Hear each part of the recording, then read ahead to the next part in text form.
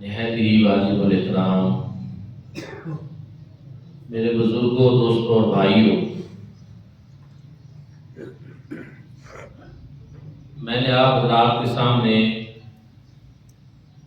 قرآن مجید فرقان حمید کی ایک آیت کریمہ کا دوسرے پارہ سے ایک جز تلاوت کرنے کا شرف حاصل کیا۔ آج کی اس نشست میں اس کا شان نزول، اس کا ترجمہ اور تفسیر آپ کی خدمت میں پیش کرنے کی سعادت حاصل کرنا چاہتا ہوں۔ دعا ہے کہ اللہ کریم مجھے صحیح بیان کرنے کی توفیق عطا فرمائے۔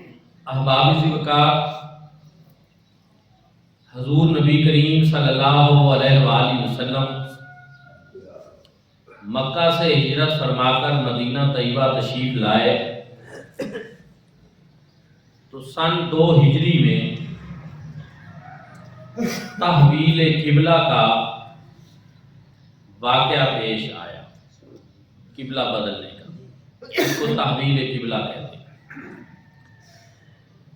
اس کا پس منظر یہ ہے کہ حضور علیہ السلام جب مدینہ طیبہ میں تشریف لائے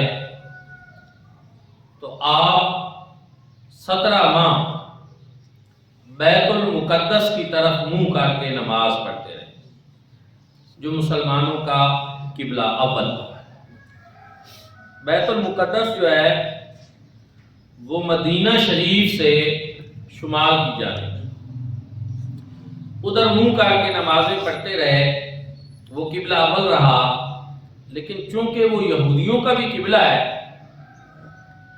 تو حضور علیہ السلام خواہش یہ رکھتے تھے، ارادہ یہ رکھتے تھے کہ وہ بیت اللہ شریف جس کو میرے جد امجد جناب حضرت ابراہیم خلیل اللہ علیہ السلام نے اپنے صاحبزادے جناب حضرت اسماعیل ذبیح اللہ علیہ السلام کے ساتھ مل کر بنایا ہے، تو کیوں نہ اللہ رب العزت اس کو قبلہ بنا دے۔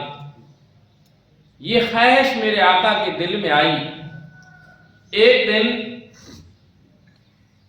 بنی سلمہ ایک محلہ ہے مدینہ پاک میں، وہاں ایک گھر سے دعوت آئی حضور علیہ السلام کہ آپ ہمارے گھر قدم رنجہ فرمائیں۔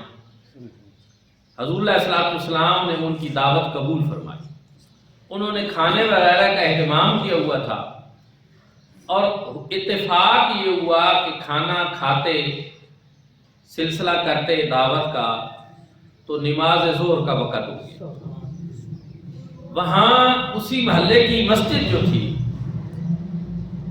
بنی سلمہ کی، اس میں کریم آقا علیہ السلام نے نماز ظہر کی امامت کرائی۔ اس میں اس وقت صحابہ اکرام بھی حضور علیہ السلام کے پیچھے نماز پڑھ رہے تھے، اور صحابیات بھی نماز پڑھ رہی تھی۔ پہلے صحابیات بھی مسجد میں جا کر نماز پڑھتی تھی، تو پیچھے ان کی صف تھی، رخ ان کے بیت المقدس کی طرف۔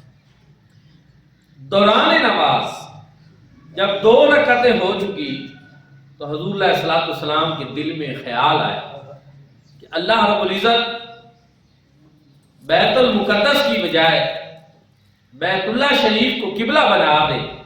یہ خیال دل میں آیا، اور کریم آقا علیہ السلام نے نگاہ اٹھائی، آسمان کی طرف دیکھا۔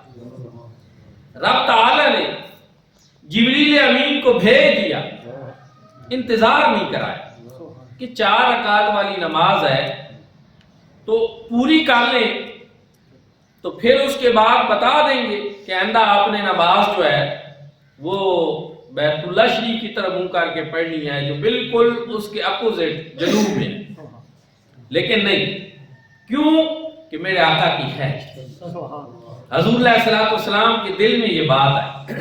اور ام المومنین سیدہ عائشہ صدیقہ رضی اللہ تعالیٰ عنہ بیان فرماتی ہیں کہ میں نے کریم آقا علیہ السلام کی کوئی ایسی خواہش نہیں دیکھی کہ میرے آقا نے خواہش کی ہو اور اللہ نے اس کو پورا رکھا۔ حضور جو بھی خواہش کرتے اللہ اس کو پورا فرما دیتے ہیں. اور یہ میرے آقا کی زبان سے نہیں نکلا، دل میں خیال آیا، نگاہ اٹھائی، رب تعالیٰ نے جبریل امین کو بھیج دیا. قَدْ نَرَا تَقَلُّبَ وَجْهِكَ فِي السَّمَاءِ فَلَنُوَلِّيَنَّكَ قِبْلَةً تَرْضَاهَا. حبیب پیارے، یہ رخ اٹھا کر آپ کا آسمان کی طرف دیکھنا اور پھر اس کو نیچے کرنا، ہم تو آپ کی صدا کو دیکھ رہے ہیں، ہم تو آپ کی صدا کو دیکھ رہے ہیں. قَدْ نَرَا تَقَلُّبَ وَجْهِكَ فِي السَّمَاءِ. یہاں زہر ہے، عاشقوں کے اپنے انداز ہوتے ہیں. محبت والے ایسی چیزیں سرسری انداز میں بیان نہیں کرتے.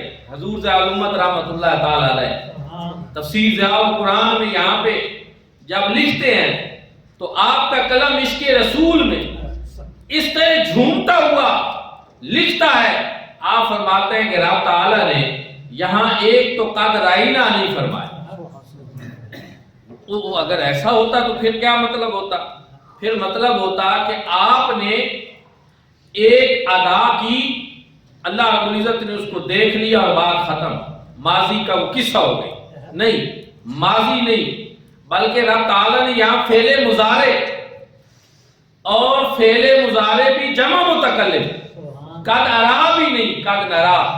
قد ارا ہوتا تو میں دیکھ رہا ہوں، میں نے دیکھا، میں دیکھ رہا ہوں، نہیں، قد نرا ہم دیکھ رہے ہیں، ہم دیکھ رہے ہیں. حضور ضیاء الامت فرماتے ہیں رب تعالیٰ گویا یہ فرما رہے ہیں کہ جو ادائیں آپ کی ہیں ہم آج بھی ان کو دیکھ رہے ہیں، کل بھی اسی کو دیکھ رہے ہیں. ہم آج بھی آپ کے رخ والضحیٰ کو دیکھ رہے ہیں، کل بھی ہم آپ کے رخ والضحیٰ کو دیکھ رہے ہیں. ہم، یہ بڑی قابل غور بات ہے. رب تعالیٰ کی ذات تو وہ ذات ہے، قل هو اللہ احد. رب تعالیٰ نے اپنا تعارف ہی یہی کرایا کہ میں ایک ذات ہوں، یکتا ہوں، یگانہ ہوں، احد ہوں، صمد ہوں، لا شریک ہوں. لیکن جب اس طرح کی باری آئی تو فرمایا ہم دیکھ رہے ہیں، قد نرا ہم دیکھ رہے ہیں. گویا یہ بتا دیا کہ محبوب آپ کا رخ والضحیٰ کتنی عظمتوں والا ہے کہ میں رب ہو کر آپ کے چہرے کو دیکھ رہا ہوں.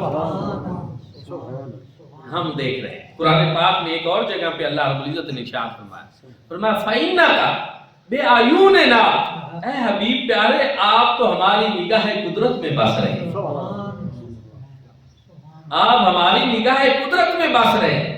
جس سے پیار ہوتا ہے، جس سے محبت ہوتی ہے، انسان کی نگاہ اس کے چہرے سے ہٹتی نہیں ہے.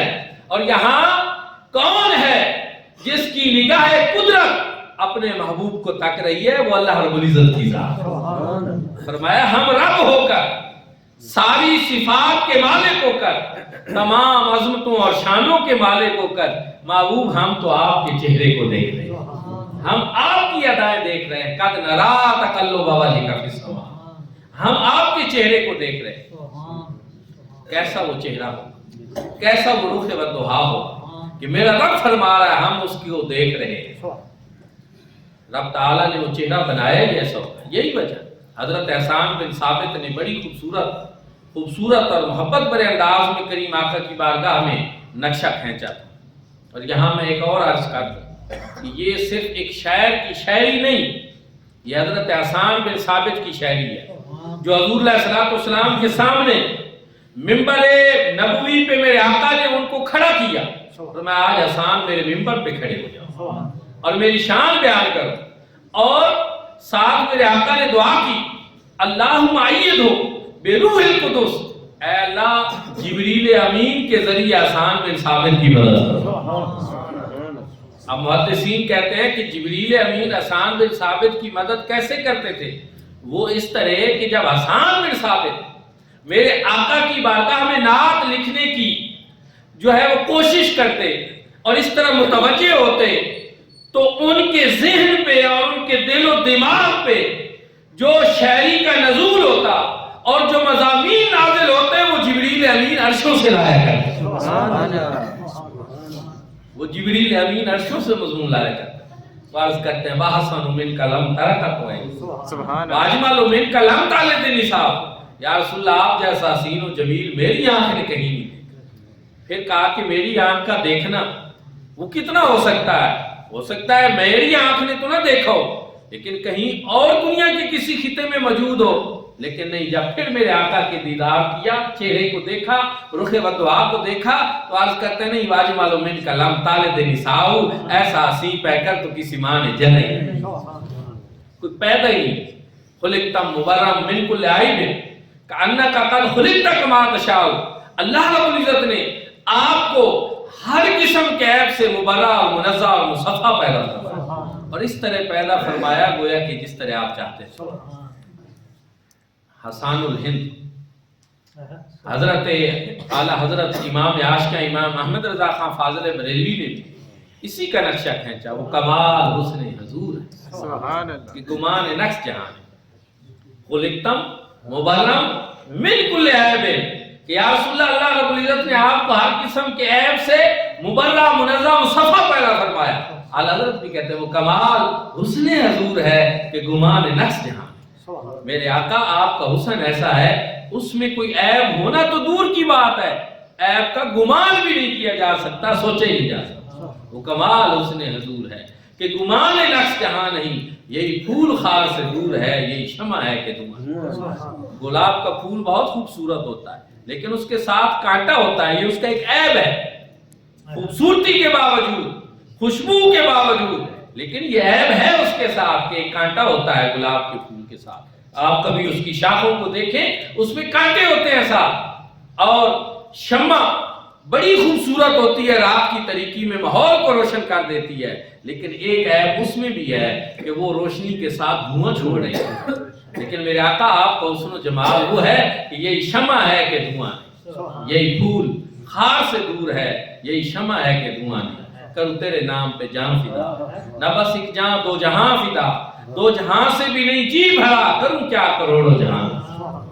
ایسا حسین پہ کر اللہ رب العزت نے. اور یہی وجہ علامہ اقبال قلندر لاہوری انہوں نے بھی بڑی خوبصورت ہو نہ یہ پھول تو بلبل کا ترنم بھی نہ، چمن دہر میں کلیوں کا تبسم بھی نہ ہو، نہ ہو یہ ساقی تو میں بھی نہ ہو، خون بھی نہ ہو، بس میں توحید بھی دنیا میں نہ ہو، تم بھی نہ ہو. خیمہ افلاق کا استادہ اسی نام سے ہے، نبض ہستی تپش مادہ اسی نام سے. دنیا میں ساری رونقیں میرے آقا کی وجہ سے. اور یہی وجہ کہ بڑی خوبصورت بات کی اعظم چشتی نے. انہوں نے کہا سمجھا نہیں ہنوز میرا عشق بے ثبات. سمجھا نہیں ہنوز میرا، ہنوز کہتے ہیں ابھی تک، سمجھا نہیں ہنوز میرا عشق بے ثبات. یہ جو میرا کچا عشق ہے اس کو ابھی تک یہ بات سمجھ نہیں آ سکی کہ تو کائنات حسن ہے یا حسن کائنات. کہ ایک طرف ہمیں یہ نظر آتا ہے کہ دنیا کے اندر یہ جتنا حسن ہے یہ سارے کا سارا حسن مصطفیٰ کریم کا حسن پہلا. یا پھر ہمیں یہ لگتا ہے کہ کریم آقا جب ہم آپ کو دیکھتے ہیں تو یہ لگتا ہے کہ دنیا کا سارا حسن سمٹ کر آپ کی ذات ہے. سمجھا نہیں ہنوز میرا عشق بے ثبات، تو کائنات حسن ہے یا حسن کائنات. اور پنجابی میں بھی انہوں نے رنگ باندھ دیا کہ تو اجے میرا یار نہیں ڈٹھا جنو ویکھ کے چن شرماوے. تو اجے میرا یار نہیں ڈٹھا جنو ویکھ کے چن شرماوے. کیوں عیب نکالتے ہو؟ اس لیے کہ تم نے تو دیکھا ہی ہے. دیکھ جنہوں نے دیکھا ہے انہوں نے تو بیان کیا ہے کہ خلقت مبرم من کل عیب کأنک قد خلقت کما تشاء. جنہوں نے دیکھا تو انہوں نے کہا مخ چند بدر شاشانی ہے، متھے چمکے لاٹ نورانی ہے، کالی زلف تے اکھ مستانی ہے، مخمور اکھاں ہیں مرد. سبحان اللہ. جنہوں نے دیکھا انہوں نے تو اس طرح بیان کیا، لیکن جنہوں نے نہیں دیکھا تو اجے میرے یار نہیں ڈٹھا جنو ویکھ کے چن شرماوے. ادھی راتی دن چڑھ جاوے جیو رخ تو نقاب اٹھاوے، جیو نکلے سیر کرن نو سارا گلشن سیس نواوے. جے ہاتھ پھلاں وچ رکھدا ہاتھ پھلاں تو ود جاوے. علم خدا نے اینا دیتا جڑا علماں وچ نہ آوے، عقل خدا نے اینی دیتی جڑی علماں وچ نہ آوے.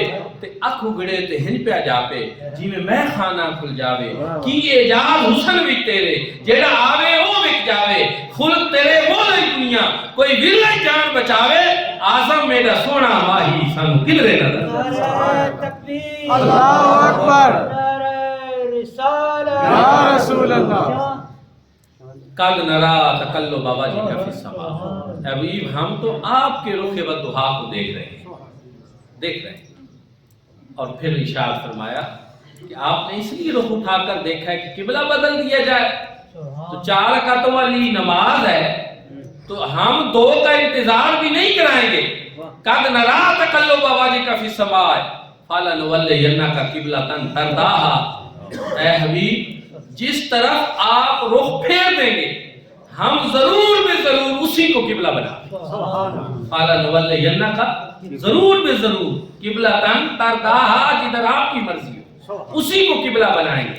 ہماری رضا بھی اسی میں ہے جدھر آپ کی رضا ہے۔ خدا کی رضا چاہتے ہیں دو عالم، خدا چاہتا ہے رضائے محمد، خدا ان کو کس پیار سے دیکھتا ہے جو نظریں ہیں محو لکھائے۔ اعلیٰ حضرت نے بھی کمال کر قد نرا تقلب وجهك فی السماء فلنولینک قبلۃ ترضاها کا ترجمہ کر دیا کہ ابھی پیارے ہم آپ کے رخ اقدس کو دیکھ رہے ہیں، اور جدھر آپ رخ پھیر دیں گے ہم ضرور بے ضرور اسی کو قبلہ بنا دیں۔ خدا کی رضا چاہتے ہیں دو عالم، خدا چاہتا ہے رضائے محمد، خدا ان کو کس پیار سے دیکھتا ہے جو نظریں ہیں محو لکائے۔ یہ ایک معمولی بات نہیں، یہ بڑا کلام ہے اعلیٰ حضرت کا، لیکن سننے والوں میں سے جب اس کو قلندر لاہوری فیلسوف اسلام حضرت اقبال نے سنا، اقبال کی صدارت میں ایک جلسہ ہو رہا تھا، وہاں نعت خان نے یہ نعت پڑھی، یہ کلام پڑھا، خدا کی رضا چاہتے ہیں دو عالم، خدا چاہتا ہے رضائے محمد، آنکھوں سے آنسوؤں کی لڑیاں بہن۔ اقبال ہونے لگا، اللہ اکبر۔ اقبال سمجھتے تھے کہ یہ کیا بات ہے جو شاعر نے اس میں کہی ہے، کتنی بڑی حقیقت ہے جو اس میں بیان کی گئی ہے کہ آسا ان یبعثک ربک مقام محمود ولسوف یعطیک ربک فترضی۔ یہ تو قرآن کی روح کا جو ہے وہ ایک قرآن کی اس میں روح ہے اور نچوڑ ہے اس میں قرآن کا کہ خدا کی رضا چاہتے ہیں دو عالم، خدا چاہتا ہے رضا محمد۔ اقبال نے جب سنا تو فوراً کاغذ قلم لیا اور 2 شعر لکھے فی البدی، اور کہا میری طرف سے یہ بھی ساتھ شامل کر لو کہ تعجب کی جا ہے کہ فردوس اعلیٰ بنائے خدا اور بسائے محمد، تماشا تو دیکھو کہ آتش دوزخ لگائے خدا اور بجائے سبحان اللہ۔ اقبال نے اس میں یہ اضافہ کرا۔ تو خدا کی رضا چاہتے ہیں دو عالم، خدا چاہتا ہے رضائے محمد۔ تو جدھر محبوب آپ کی رضا ہوگی قبلۃ ترضاها، ہماری رضا بھی اسی میں ہوگی، ہم اسی کو قبلہ بنا دیں گے۔ تاجدار گولڑا پیر میر علی شاہ صاحب کی روح تڑپ اٹھی، کیا خوب فرمایا، اگر کوئی پانی روڑ دیتا ایک تیرے ویکھن تے رب کعبہ موڑ۔ ریاض الدین سروردی نے اپنی زبان میں بات کی، انہوں نے کہا وہ جدھر نظر نہ آئے ہم وہ راستہ ہی چھوڑ دیتے ہیں، کعبہ بنتا ہے اس طرف ریاض، رخ جدھر کو وہ موڑ دیتے ہیں۔ میرے آقا جدھر رخ موڑتے ہیں ادھر قبلہ پھر جاتا ہے۔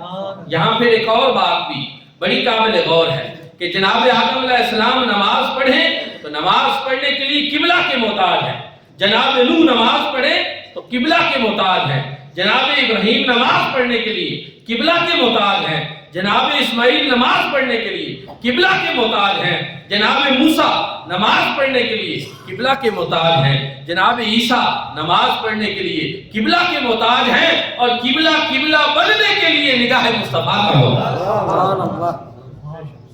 وہ نگاہ مصطفیٰ کا محتاج۔ میرے آقا کی نگاہ کرم پڑے گی تو قبلہ بنے گا۔ اور یہی وجہ دوستان ذوالوقار کے اعلیٰ حضرت عظیم البرکت نے حاجیوں کو مخاطب کیا تھا کہ جب آپ حاجی جاتے ہیں تو پھر بات چلتی ہے کہ صرف بیت اللہ شریف ہی کافی ہے یا مدینے کی حاضری ضروری بھی ہے کہ نہیں، کیونکہ وہاں بیت اللہ ہے، جی دیکھ لیا، طواف کر لیا، سب کچھ کر لیا، تو اب مدینہ جانا ضروری ہے یا نہیں؟ تو اعلیٰ حضرت نے پیغام دیا حاجیوں آؤ شہنشاہ کا روضہ دیکھو، حاجیوں آؤ شہنشاہ کا روضہ دیکھو، کعبہ تو دیکھ چکے ہو اب کعبے کا کعبہ نہیں، کہ بے شک کعبہ ہے لیکن کعبہ کو قبلہ بننے کے لیے بھی نگاہ مصطفیٰ کا محتاج۔ آؤ حضور کو دیکھو، آپ حضور کا روضہ دیکھو کہ جن کی برکت سے کعبہ کو کعبہ بننا نصیب، بیت اللہ بننا نصیب ہوا، تو آپ اس ہستی کی بارگاہ میں آؤ۔ تو ارشاد سنا قد نرا تقلب وجهك فی السماء فَلَنُوَلِّيَنَّكَ قِبْلَةً تَرْضَاهَا، تاکہ ایک حبیب پیارے جدھر آپ دیکھ رہے ہیں ہم آپ کے رخ اقدس کو دیکھ رہے ہیں، اور جدھر آپ رخ موڑیں گے ہم اسی کو قبلہ بنائیں گے۔ تو دوستان ذوالفقار مصطفیٰ کریم صلی اللہ علیہ وآلہ وسلم اللہ رب العزت نے یہ عظمتیں، یہ شانیں عطا فرمائی تھی۔